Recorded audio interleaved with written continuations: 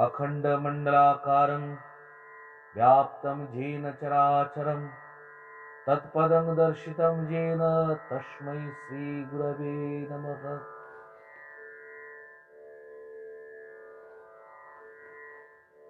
जय गुरु। आज से भक्ति साधना यूट्यूब चैनल में हम लोग शुरू कर रहे हैं युगावतार परम प्रेममय श्री ठाकुर अनुकूल चंद्र जी का श्रीहस्त लिखित ग्रंथ सत्यानुसरण का पाठ और थोड़ा बहुत व्याख्या।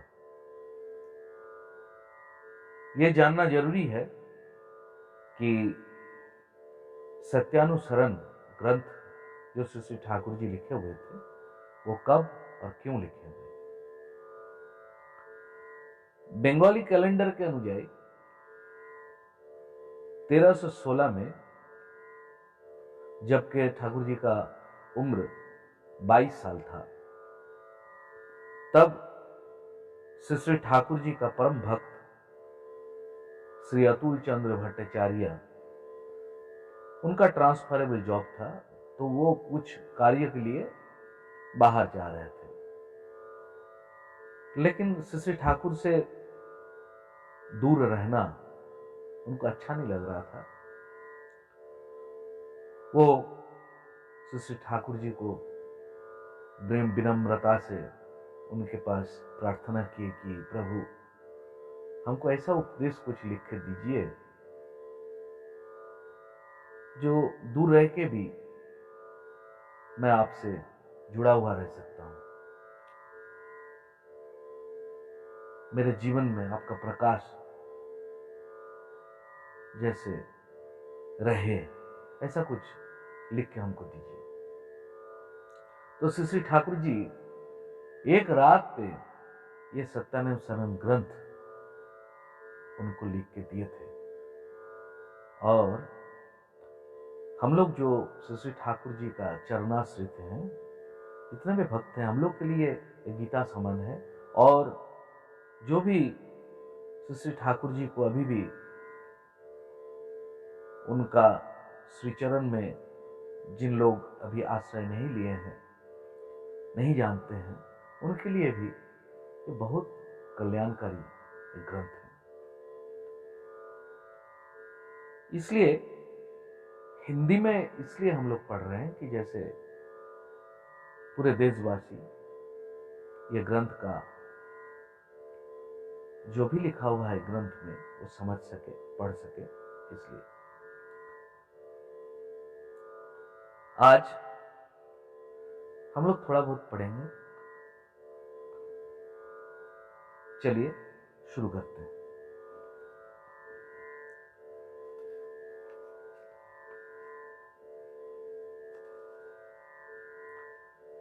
ये ग्रंथ के पहले ही ठाकुर जी एक तो सावधान वाणी लिख के दिए हैं। क्या लिखे हैं उसमें? अर्थ मान यश इत्यादि पाने के आशा में मुझे ठाकुर बनाकर भक्त मत बनो। अर्थ मान यश इत्यादि पाने की आशा में मुझे ठाकुर बनाकर भक्त मत बनो। सावधान हो जाओ, ठगे जाओगे। तुम्हारा ठाकुरत्व न जागने पर कोई तुम्हारा केंद्र भी नहीं है, ठाकुर भी नहीं। धोखा देने पर धोखे में पड़ोगे। और एक बार पढ़ देता हूं। अर्थ मान यश इत्यादि पाने की आशा में मुझे ठाकुर बनाकर भक्त मत बनो। सावधान हो जाओ, ठगे जाओगे। तुम्हारा ठाकुरत्व न जागने पर कोई तुम्हारा केंद्र भी नहीं, ठाकुर भी नहीं। धोखा देने पर धोखे में पड़ोगे। देखिए, ईश्वर से क्यों ये ठाकुर जी बोल रहे हैं कि अर्थ मान यश इत्यादि पाने के लिए हमको ठाकुर बना के भक्त हो जाओ। असल में होता क्या है, हम लोग जब कोई मंदिर में जाते हैं, कोई भी बहुत बड़े गुरु समान आदमी के पास जाते हैं तो हम लोग कुछ प्रत्याशा लेके जाते हैं कि हमको ये मिलना है। कोई बोलता है कि ठीक है मेरा संतान नहीं है, हमको संतान दीजिए। कोई बोलता है कि मेरा पैसा नहीं है, मैं कमा नहीं सक रहा हूँ, हमको पैसे की बहुत जरूरी है। हमारे घर में शांति नहीं है, हमारे हस्बैंड जो है वो ज़्यादातर औरत लोग जाते हैं और गुरु के बोलते हैं कि देखिए हमारा तो बहुत मतलब हमारा सास मेरे से अच्छा बर्ताव नहीं कर रही है, ससुर घर में मेरा बहुत अशांति है, और मेरा हस्बैंड जो है दारू पी के घर में आ रहा है, हमको मार रहा है, कुछ भी कर रहा है। तो कुछ ना कुछ जो है हम लोग पाने के लिए, जो है शांति के लिए हम लोग जाते हैं कि हमको ये चाहिए, वो चाहिए, अर्थ चाहिए, किसी को यश चाहिए। ये भी और एक चीज होता है, यश। मेरा सब कुछ है लेकिन मेरा जो फेम है, आजकल फेम का बहुत जो है आदमी के अंदर चाहिए जरा बढ़ गया है, फेम। रोज रोज हम लोग फेसबुक आते हैं, कुछ भी कर देते हैं तो फेसबुक में तो लगा देते हैं, क्योंकि हम लोग सुबह उठते हैं, कुछ काम करने के पहले देख लेते हैं कि उसमें लाइक पड़ा कि नहीं, कितना कमेंट्स आया है, वो देख लेते हैं। वो क्या है? एक्चुअली फेम है। ये हम कितना, मेरा कितना पब्लिसिटी हुआ, मैं सेलिब्रिटी बना कि नहीं बना, मैं गाना गाता हूँ, मैं ड्राइंग करता हूँ, मैं कुछ भी करता हूँ, तो उसमें मेरा फेम होना बहुत जरूरी है। जितना फेम आएगा उतना पैसा आएगा। अर्थ, मान और जस, तो वही चीज है। ये तीन चीज के लिए हम लोग जो है मंदिर में माथा टेकते रहते हैं, हर जगह घूमते रहते हैं, कहाँ ऐसा आदमी मिल जाएगा कि हमको तुरंत ये अर्थ मान जस दिला सके। ऐसे आदमी को अगर कोई ठगता भी है, कोई आपको बोल देता है कि हाँ भैया मेरे पास तुम दीक्षा ले लो, मेरे पास आ जाओ, तुमको 6 महीना में हम ऐसे बना देंगे, तुमको अर्थ मान जस सब कुछ मिल जाएगा, तो आदमी विश्वास करके वहां माथा टेक देता है, फॉल्स हो जाता है। तो ठाकुर जी इसलिए बोल रहे हैं, क्या बोल रहे हैं? अर्थ मान जस इत्यादि पाने की आशा में मुझे ठाकुर बना के भक्त मत बनो। ठाकुर जी पहले ही उसको बोल दे रहे हैं कि मेरे पास मत आओ, अगर तुमको ये चीज सब चाहिए तो नहीं, मैं तब ठीक आदमी नहीं हूं। सावधान हो जाओ, ठगे जाओगे। तुम आशा करके आए लेकिन तुमको नहीं मिला तो क्या करोगे? तुम ठग जाओगे। तुम्हारा ठाकुरत्व न जागने पर कोई तुम्हारा केंद्र भी नहीं है। ये ठाकुरत्व की चीज क्या है? ठाकुर हम लोग किसको कहते हैं? ठाकुर जो शब्द है वो बंगाली में हम लोग जैसे बोलते हैं ठोकर, मतलब नॉकिंग। ठाकुर जो हमको ठोकता है हर स्टेप में, हम लोग का जीवन का हर स्टेप में कुछ भी काम करने जा रहे हैं, हमको ठोकर जो देते हैं कि ऐसे मत करो, यहां जाना तुम्हारा ठीक नहीं है, अच्छा ये मत खाओ, तुम्हारा ये सेहत के लिए ठीक नहीं है, ऐसे बात मत करो, तुम्हारे लिए ठीक नहीं है। हर चीज में, जीवन का हर एस्पेक्ट में जो हमको ठोकर लगाते हुए रहते हैं, मेरे पीछे दौड़ते रहते हैं कि तुम्हारा इसमें भला नहीं है, तुम यहां मत जाओ, वही तुम्हारा ठाकुर है। जो सावधान करते रहते हैं वही तुम्हारा गुरु है। ठाकुर उसी को कहलाते हैं। ये वो ठाकुर नहीं है, ठाकुर रणवीर सिंह, चरवीर सिंह, वो जो होता है वो ठाकुर है नहीं। ये ठोकर लगाने वाला ठाकुर है, जो हम लोग का कॉन्सेंस जो अंदर में रहता है, विवेक, उसको रिफाइन करते हुए रहते हैं, जो करते रहते हैं रिफाइन करते हैं, और हम लोग का विवेक जो है जागृत होता है जिनके पास जाके, वो हमारे ठाकुर है। तो हम लोग को भी वो ठाकुरत्व, वो जैसे बोल रहे हैं उसके हिसाब से चल के, उनका जो दृष्टि है वो जैसे चलने के लिए बोल रहे हैं, वो जैसे करने के लिए बोल रहे हैं, वो जैसे बोलने के लिए बोल रहे हैं, कितना हम उनका निर्देश हमारे जीवन में प्रतिफलित कर रहे हैं, उनका जो ज्योति है वो कितना हमारे अंदर प्रतिफलित हो रहा है, वही ठाकुरत्व है। हमको देख के दूसरा आदमी को लगना चाहिए कि हाँ, ये उनका शिष्य है, वो जो बोल रहे हैं वैसा ही चलता है। 10 आदमी हमको देख के पूछ सकते हैं कि भैया कैसे हैं, अच्छा बर्ताव करता है, वो हमारा ठाकुरत्व है। तो तुम्हारा ठाकुरत्व न जागने पर कोई तुम्हारा केंद्र भी नहीं, ठाकुर भी नहीं। धोखा देने पर धोखे में पड़ो। ये तुम करते नहीं, उनका बात सुनते नहीं हो, लेकिन लोग को बोलते हुए फिरते हो, ये करो वो करो, दुनिया का ज्ञान आदमी को देते हुए फिरते हो, लेकिन खुद नहीं करते हो। सोचते हो कि हम तो ठाकुर जी के पास आ गए हैं, अभी हमको सब मिल जाएगा। नहीं मिलेगा, आने से नहीं होता है।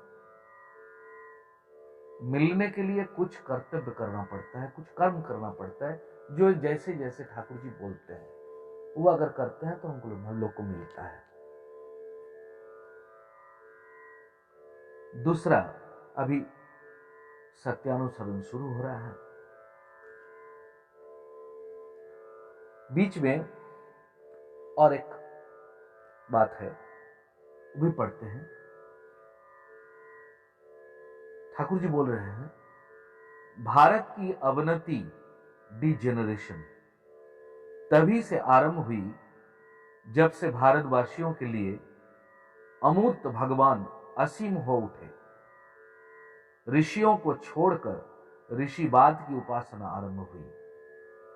भारत यदि भविष्यत कल्याण का आवाहन करना चाहते हो तो संप्रदायगत विरोध को भूलकर जगत के पूर्व गुरुओं के प्रति श्रद्धा संपन्न रहो और अपने मूर्त एवं जीवंत गुरु या भगवान में आसक्त हो जाओ, अटैच्ड हो जाओ, एवं उन्हें ही स्वीकार करो जो उनसे प्रेम करते हैं। कारण पूर्ववर्ती को अधिकार करके ही परवर्ती का आविर्भाव होता है।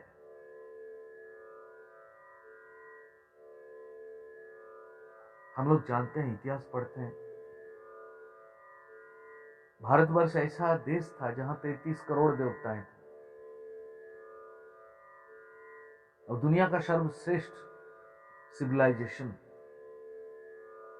सबसे पुराना सभ्यता कहां था? भारत में। अब वो डिजेनरेट होते होते ऐसा जगह आ गया है कि हम लोग को देवता ढूंढने के लिए निकलना पड़ता है, कहां कौन गुरु है। ऐसा नहीं है, ऐसा भारतवर्ष ऐसा जगह था कि हाँ, हर घर में एक गुरु होते थे, हर आदमी गुरु समान होता था, हर आदमी ब्रह्मचर्य का पालन करता था, गारहस्थ जीवन निभाता था, संन्यास ले लेता था। ऐसा भारतवर्ष था, लेकिन वो डिजेनरेट होते होते कहां आ गया है? आज हम लोग बोल रहे हैं कि हमको देश को विश्व गुरु बनाना पड़ेगा, लेकिन ये तो विश्व गुरु था। हम लोग जानते हैं, नालंदा यूनिवर्सिटी था। आप देखिए, पूरा दुनिया में जितना भी बड़ा बड़ा सभ्यता सब था, माया सभ्यता था, क्या क्या था, सब चला गया, लेकिन एक सभ्यता टिका हुआ आज भी है, वो सनातन है। क्यों है? ये जो भूमि है भारतवर्ष, ये सनातन भूमि है। अभी हड़प्पन कल्चर को देखिए, 10,000 साल तो ये आर्कियोलॉजी में भी मिल गया,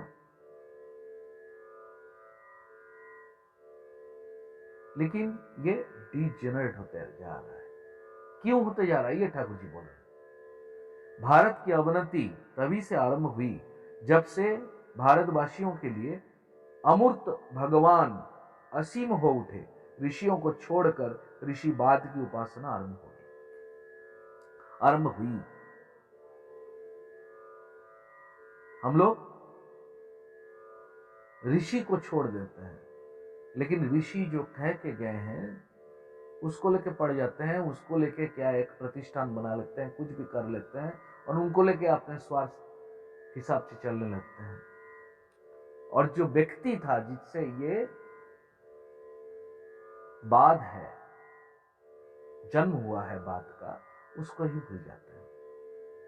भारत यदि भविष्य कल्याण का आवाहन करना चाहते हो तो संप्रदायगत विरोध को भूलकर जगत के पूर्व गुरुओं के प्रति श्रद्धा संपन्न रहो। ठाकुर जी बोल रहे हैं ये हिंदू, मुसलमान, क्रिश्चियन, बौद्ध, जैन, ये सब धर्म नहीं है, ये सब संप्रदाय है।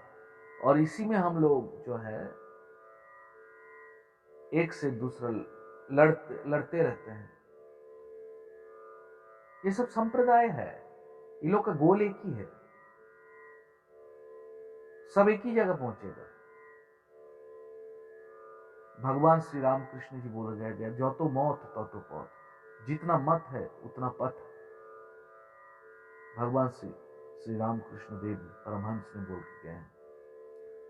हो सकता है लेकिन गोल सबका एक ही होता है। तो ठाकुर जी बोल रहे हैं ये सब धर्म नहीं है, संप्रदाय है। ठाकुर जी बोल रहे हैं संप्रदायगत विरोध को भूलकर जगत के पूर्व गुरुओं के प्रति श्रद्धा संपन्न रहो। जो अपने गुरु के ऊपर जिनका श्रद्धा है, भक्ति है, तो दूसरे का गुरुओं के प्रति भी श्रद्धा रहना चाहिए, भक्ति रहना चाहिए, खराब नहीं बोलना चाहिए, निंदा नहीं करना चाहिए। और अपने मूर्त एवं जीवंत गुरु या भगवान में आसक्त हो जाओ। जो भगवान तुमको दिख रहा है, जो जीवंत है, यहां बोल क्या रहे हैं, जीवंत गुरु। एक्चुअली होता क्या, हमारे गुरु को तो भारतवर्ष में भगवान का शिव है, पार्वती है, सब कैलेंडर में है, प्रणाम करते हैं।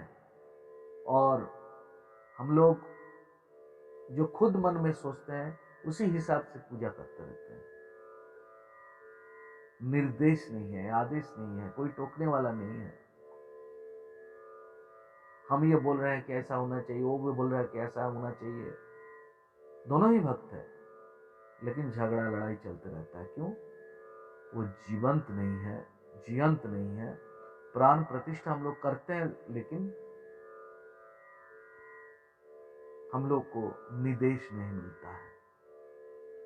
श्री ठाकुर जी ये बोल रहे हैं कि जीवंत गुरु या भगवान में आसक्त हो जाओ एवं उन्हें ही स्वीकार करो जो उनसे प्रेम करते हैं। जो भगवान मान के चलते हैं उनसे ही प्रेम करो, स्वीकार करो, उनका बात सुनो। यहाँ ऐसा नहीं है कि दूसरों को फेंक दो, दूसरों का गला काट दो, ऐसा नहीं है। उनको स्वीकार करने का मतलब है उनसे प्रेम करो, उनका बात भी सुनो, वो कैसे चल रहे हैं उनको अनुसरण करो, ये बात है। ऐसा नहीं है कि जो नहीं मानते उसका गला काट दो, उसको समाज से निकाल दो, उसको एक घर में रख दो, ऐसा नहीं है। उनसे भी अच्छा बर्ताव करो, उनको भी लाओ साथ में। कारण पूर्ववर्ती को अधिकार करके ही परवर्ती का आविर्भाव होता है। अगर मेरे पिताजी नहीं रहते तो हम कहां से आते? संस्कार में भी वही है। एक गुरु उनके गुरु से सीख रहे हैं, उनके फिर पहले भी गुरु थे, उनसे सीख रहे हैं। और पुरुषोत्तम जब आते हैं, युगावतार जब आते हैं, उनका भी धारा होता है। पुरुषोत्तम आविर्भूत होते हैं, अवतीर्ण होते हैं। तो जो पहले के पुरुषोत्तम थे उनसे कोई विरोध नहीं रहता है, नया संस्करण होता है, अपडेटेड होता है, लेकिन विरोध नहीं रहता है। हम लोग 1985 में जो कंप्यूटर के मदरबोर्ड यूज करते थे, अभी चलेगा क्या? नहीं चलेगा, वो अपडेट होके गया है। लेकिन जो टेक्नोलॉजी है नहीं बदला है, टेक्नोलॉजी सेम लेकिन अपडेटेड। हार्ड डिस्क भी बड़ा हो गया, रैम रोम भी बड़ा हो गया, सब बड़ा हो गया, लेकिन टेक्नोलॉजी सेम है, अपडेटेड है। वो अगर नहीं रहता तो ये भी नहीं रहता। इसके लिए उनको अस्वीकार नहीं करना है, निंदा नहीं करना है, उनके हिसाब से ही चलना है। और जीवंत जो हमारे सामने मूर्त है, सदगुरु जिनको मिला है जीवन में, उनके हिसाब से चलना है, उनसे अटैच होकर चलना है। ये ठाकुर जी जब सत्यानुसरण लिखने का, ये दोनों जो हम लोग पढ़े, सत्यानुसरण जहां से स्टार्ट हो रहा है, शुरू हो रहा है, उसका पहले ये दो बानी लिखा हुआ है। आज ये पहला एपिसोड में इतना तक ही रखते हैं, और सामने आ रहे हैं जो वीक है, सप्ताह है, हम लोग दूसरे एपिसोड में सत्यानुसरण का पहला बानी पढ़ेंगे और समझेंगे ठाकुर जी क्या बोलना चाह रहे हैं। तब तक के लिए जय गुरु।